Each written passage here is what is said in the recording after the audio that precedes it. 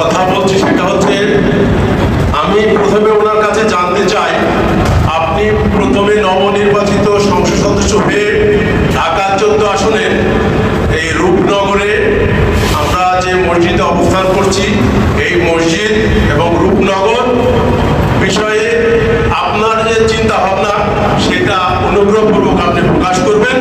আর আমার ব্যক্তিগত বিষয় হচ্ছে, এই এলাকায় নির্বাচনের পর মাঝে মধ্যে দেখা যায় এই 12-13 জন ছেলেরা লাঠিসোঁটা নিয়ে দৌড়াদৌড়ি করে, এতে আমরা আতঙ্কিত, মনে হচ্ছে এটা কিশোর গ্যাং।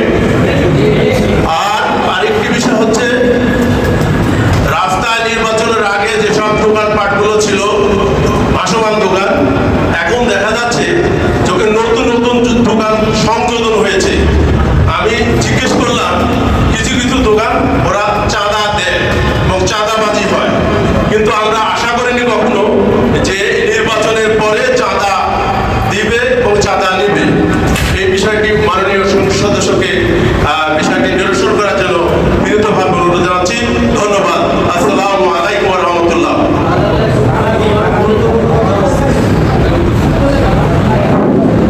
এ পর্যায়ে আমাদের সামনে কথা বলবেন ডাক্তার নুরুল মোমেন। আসসালামু আলাইকুম ওয়া রাহমাতুল্লাহ। আলহামদুলিল্লাহ, লাখো শুকরিয়া যে আমরা একটু মহোদয়কে আমাদের কাছে পেয়েছি। তো আমার আগে বক্তারা বলে গিয়েছেন কয়েকটা সমস্যা, সেটা আমরা জানি যে চাঁদাবাজি একটা সমস্যা, এবারে মাদকদ্রব্য একটা সমস্যা, এবং অবৈধ দখল একটা সমস্যা। হ্যাঁ, আমাদের যে রাস্তাটা আছে অবৈধ দখল হয়ে যাচ্ছে, এখনই এটা দখল মুক্ত করতে হবে। আরেকটা সমস্যা যে কিশোর গ্যাং, আমি কয়েকদিন দেখেছি যখন বিকালে হাঁটি, কিছু কিশোর ছেলে পেলে এরা দৌড়দৌড়ি করছে, মারামারি করছে, একটা পরিবেশটা নষ্ট করছে। এই কথাগুলো তো সবাই বলেছে। আমি দুটো বিষয় বলতে চাই।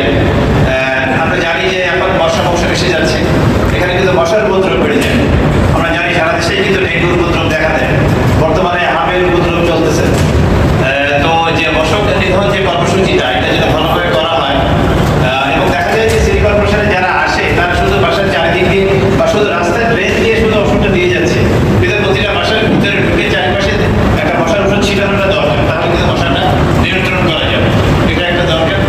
আর একটা যে পরিষ্কার পরিচ্ছন্নতা, আমরা সামগ্রিকভাবে একটা পরিষ্কার পরিচ্ছন্ন আমরা রূপনগর চাই। আর একটা সমস্যা আমি ফেস করি মাঝে মাঝে, আমি এখানে আমাদের 1990 সাল থেকে এখানে আছি। তো আলহামদুলিল্লাহ আমি নিজেও এখানে আছি, মোটামুটি আমার সবাই আমার মোটামুটি চেনে সেইভাবে ডাক্তার হিসাবে বা যেভাবে। মাঝে মাঝে দেখা যাচ্ছে যে রাতে একটা জরুরি রোগী এসে যাচ্ছে বা এখানে হঠাৎ করে অসুস্থ হয়ে যাচ্ছে। আমাদের এই রূপনগর এলাকার ভিতরে বা এই বীরপুরের ভিতরে ভালো করে সরকারি হাসপাতাল নেই। হঠাৎ করে একটা মেডিকেল কোথায় পাঠাবো, কিন্তু ঢাকা মেডিকেলে যাবে, যেতে যেতে দেখা যাচ্ছে যে রাস্তায় জ্যাম যাবে, অনেক সময় চলে যাচ্ছে। তো এটার যদি ব্যবস্থা করা যায়, যদি আমাদের এখানে অনেক মানুষ এখন যদি একটা সরকারি হাসপাতালের ব্যবস্থা করা যায়, তাহলে মনে হয় জলবায়ু উপকার হবে।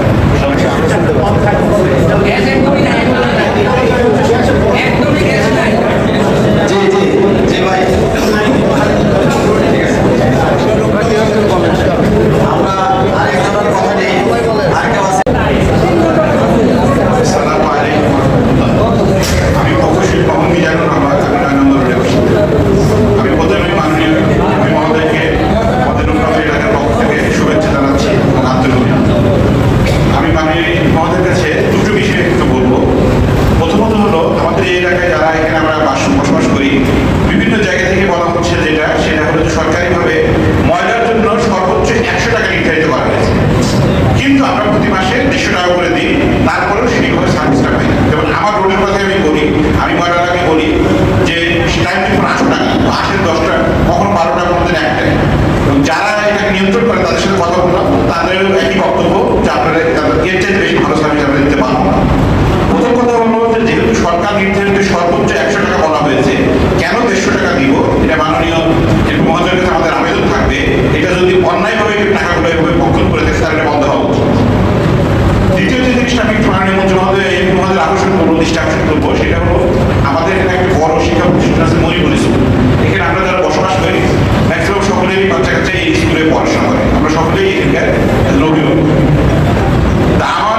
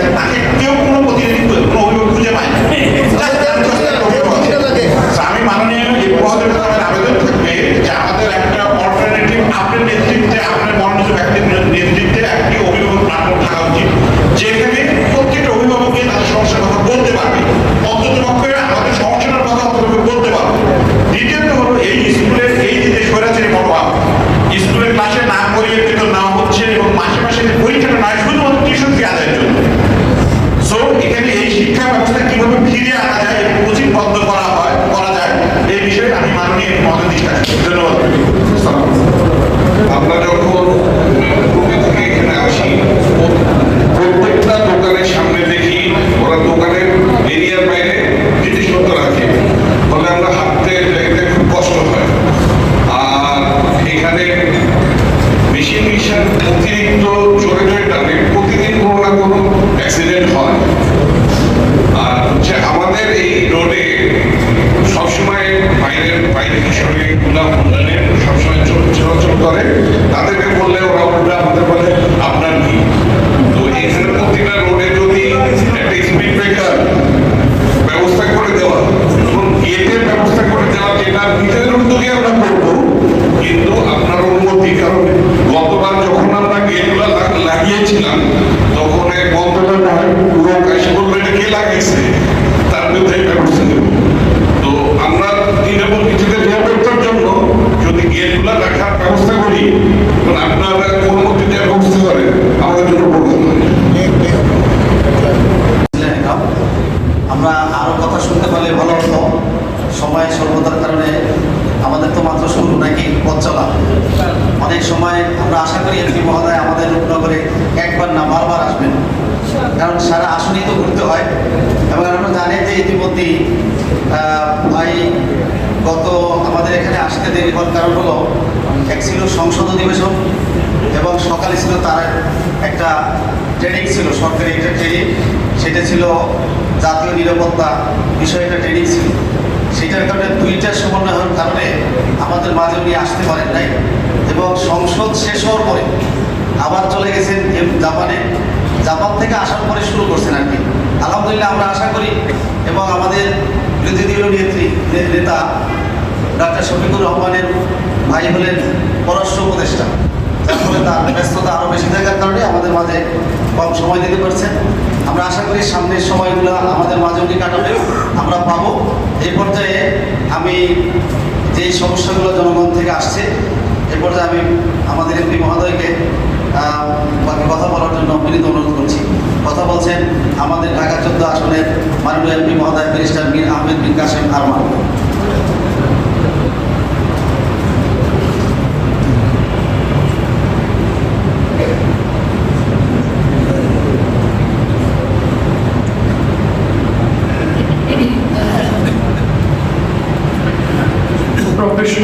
رب اشرح لي صدري ويسر لي امري واحلل عقدة من لساني يفقهوا قولي.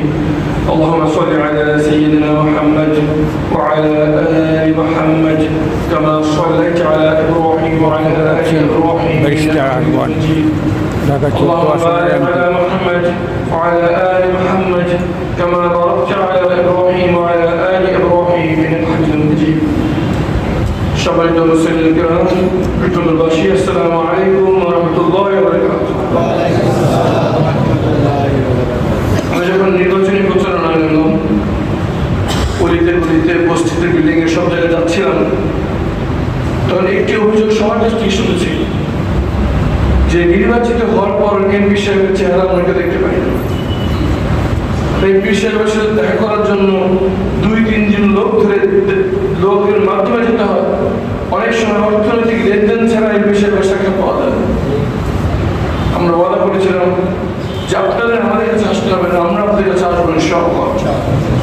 সেই ওয়াদার বাস্তবায়নের লক্ষ্যে, সেই ওয়াদা বাস্তবায়নের প্রচেষ্টা আজকে আমরা আপনাদের সামনে এসেছি আপনাদের কথা শোনার জন্য।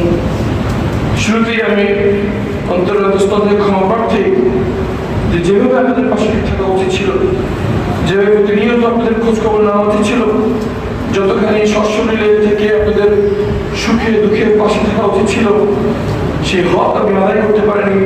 এই জন্য অন্তর্গতস্তর থেকে আপনাদের ক্ষমা প্রার্থনা করছি। দ্বিতীয়ত, আমরা মনে করি বাংলাদেশের মানুষ হাঁপিয়ে উঠেছে পূর্ণ বন্দোবস্ত। পেশি শক্তির ব্যবহার, কালো টাকার প্রভাব, সীমাহীন দুর্নীতিতে বাংলাদেশের মানুষ এই ঘানি তারা টানতে পারছে না। তাদের প্রত্যাশার পরিবর্তন আসবে। তারা চান জবাবদিহিতামূলক ইনসাফ ভিত্তিক সমাজ ব্যবস্থা যেখানে যারা নির্বাচিত হবেন তারা সমাজের শাসক নয়, সেবক হতে বাধ্য হবেন। এটা জনগণের প্রত্যাশা। আমরা এই শব্দ নিয়ে মাঠে নেমেছি। আমরা স্বপ্ন দেখি এমন একটি বাংলাদেশের যেখানে একজন মানুষের সম্মান নির্ভর করবে তার সততার উপর, তার অর্থনৈতিক সমৃদ্ধি এবং রাজনৈতিক বা ক্ষমতা অর্জনের উপর নয়। আমাদের এই সমাজের রাজনৈতিক দলের টাকায় যার অর্থ সম্পদ রয়েছে আমরা তাকেই সম্মান করছি, আমরা কেউ দেখছি না এই সম্পত্তি সে কিভাবে অর্জন করবো।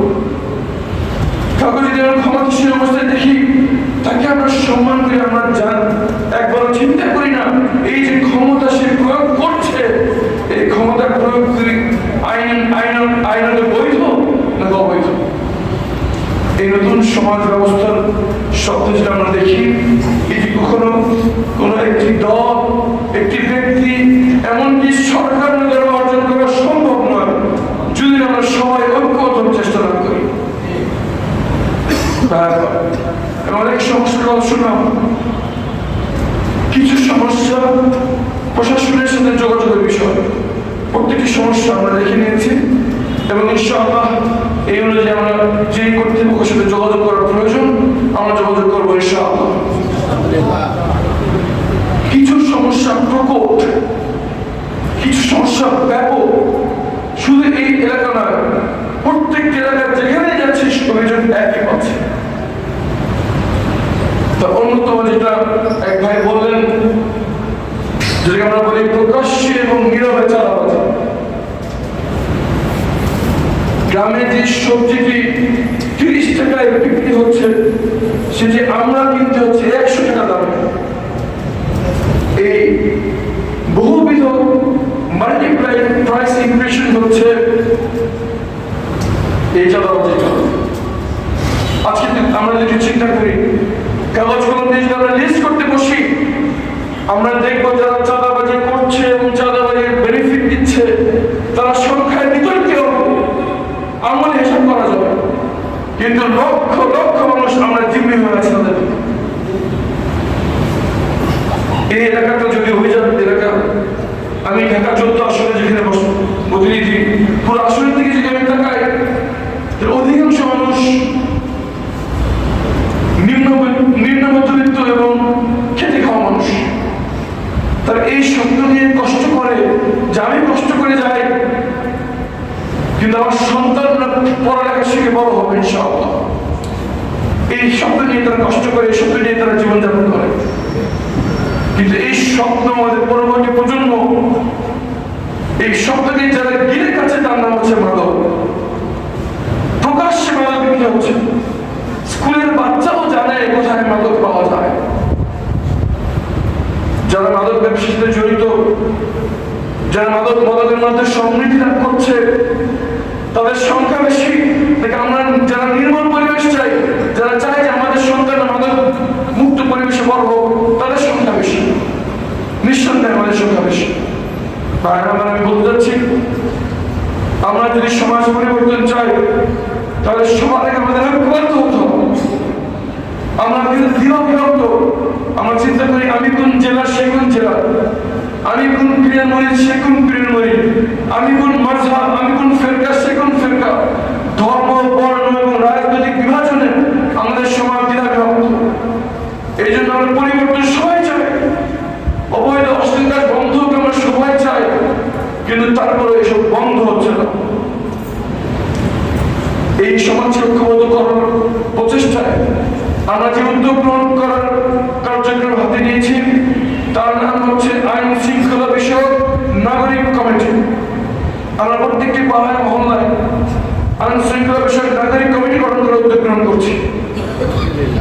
এই কমিটিতে স্থান পাবেন মসজিদ কমিটির সদস্যবৃন্দ, বাড়ি সমিতির প্রতিনিধিবৃন্দ, স্কুল এবং মাদ্রাসার শিক্ষকবৃন্দ, আলিয়া এবং কয় মাদ্রাসার ওলামাবৃন্দ, ছাত্রের প্রতিনিধি, শ্রমিক প্রতিনিধি, সকল দলের প্রতিনিধি সহ সর্বদলীয় সার্বজনীন একটি নাগরিক কমিটির গঠন করে উদ্যোগ আমরা গ্রহণ করতে যাচ্ছি ইনশাআল্লাহ। যে কমিটির মাধ্যমে সকল অনৈতিক অবৈধ অশ্লীলতা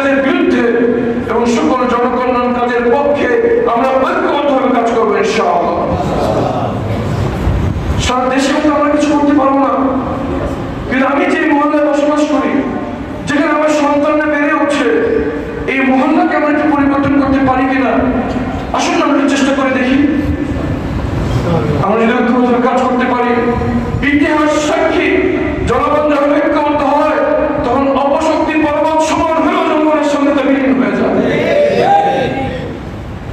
আমরা বিশ্বাস করি রিজিকের মালিক আল্লাহ, আমরা বিশ্বাস করি সম্মানের মালিক আল্লাহ, আমরা বিশ্বাস করি সকল ক্ষমতার উৎস আল্লাহ। আসুন না আল্লাহর উপর তাওয়াক্কুল করে একটু চেষ্টা করে দেখি অন্তত আমার মহল্লায় কিছু পরিবর্তন করতে পারি কিনা। আমরা যে উদ্যোগ করতে যাচ্ছি এখানে আমরা সবাই পাবো ইনশাআল্লাহ, ইনশাআল্লাহ। আমরা যদি সম্মিলিতভাবে চেষ্টা করি অবশ্যই আল্লাহ রহমত আমাদের উপর থাকবে ইনশাআল্লাহ।